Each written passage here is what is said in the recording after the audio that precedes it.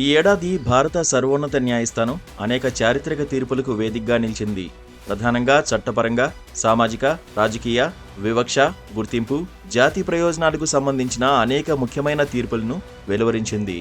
ఇక ఈ ఏడాది న్యాయ వ్యవస్థలో కొన్ని కీలక పరిణామాలు చోటు చేసుకున్నాయి. పాత చట్టాల స్థానంలో భారతీయ న్యాయ సంహిత, భారతీయ నాగరిక సురక్షా సంహిత, భారతీయ సాక్ష్య అధినియంలను ప్రవేశపెట్టడం, సుప్రీంకోర్టు ఆవరణలో కొత్త న్యాయదేవత విగ్రహాన్ని ఆవిష్కరించడం వంటి ఘటనలు దేశ చరిత్రలో ప్రత్యేక స్థానం సంపాదించాయి. వీటితో పాటు 2024లోనే సీజేఐగా జస్టిస్ డివై చంద్రచూడ్ పదవీ విరమణ చేయడం, ఆయన స్థానంలో జస్టిస్ సంజీవ్ ఖన్నా బాధ్యతలు చేపట్టారు. ఈ క్రమంలోనే 2024లో సుప్రీంకోర్టు వెలువరించిన 10 తీర్పులు అత్యంత ప్రాధాన్యత సంతరించుకున్నాయి. వాటిలో ముఖ్యంగా బిల్కిస్ బానో కేసు. బిల్కిస్ బానో అనే మహిళను గ్యాంగ్ రేప్ చేయడమే కాక ఆమె కుటుంబానికి చెందిన 7గురిని దారుణంగా హత్య చేసిన కేసులో నిందితులు 11 మందికి క్షమాభిక్ష పెడుతూ గుజరాత్ ప్రభుత్వం తీసుకున్న నిర్ణయాన్ని సుప్రీంకోర్టు ధర్మాసనం ఈ ఏడాది జనవరి 8న కొట్టివేసింది. ఇక ఎన్నికల బాండ్ల అమ్మకం రాజ్యాంగ విరుద్ధమంటూ సర్వోన్నత న్యాయస్థానం ఫిబ్రవరి 15న తీర్పు చెప్పింది. రాజకీయ పార్టీలకు ఎన్నికల వేళ విరాళాలు సమకూర్చేందుకు ప్రవేశపెట్టిన విధానం ఎంతమాత్రం సమర్థనీయం కాదని స్పష్టం చేసింది.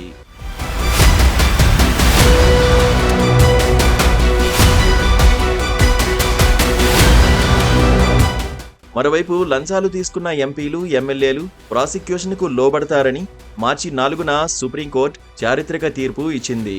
1993 జేఎంఎం లంచం కేసు తీర్పును కొట్టివేస్తున్నట్లు తెలిపింది. ఎస్సీ, ఎస్టీ కులాలను ఉపవర్గీకరణ చేసుకోవచ్చని సుప్రీంకోర్టు ఆగస్టు 1న తీర్పు వెలువరించింది.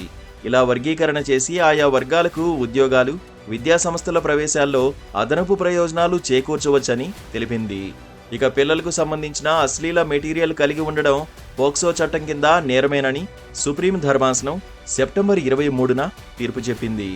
అస్సాంలోని అక్రమ వలసదారులకు భారత పౌరసత్వం కల్పించే పౌరసత్వ చట్టం సెక్షన్ 6A రాజ్యాంగ చెల్లుబాటు ఉంటుందని అక్టోబర్ 17న తీర్పులో స్పష్టం చేసింది.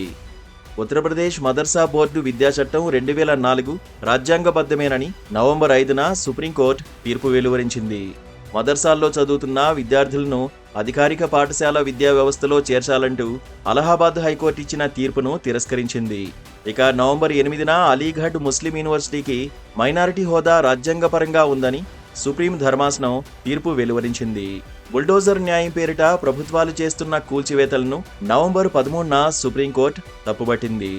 మరోవైపు జైళ్లలో కుల ప్రాతిపదికన వివక్ష రాజ్యాంగ విరుద్ధమని అక్టోబర్ 13న దేశ సర్వోన్నత న్యాయస్థానం తీర్పు వెలువరించింది.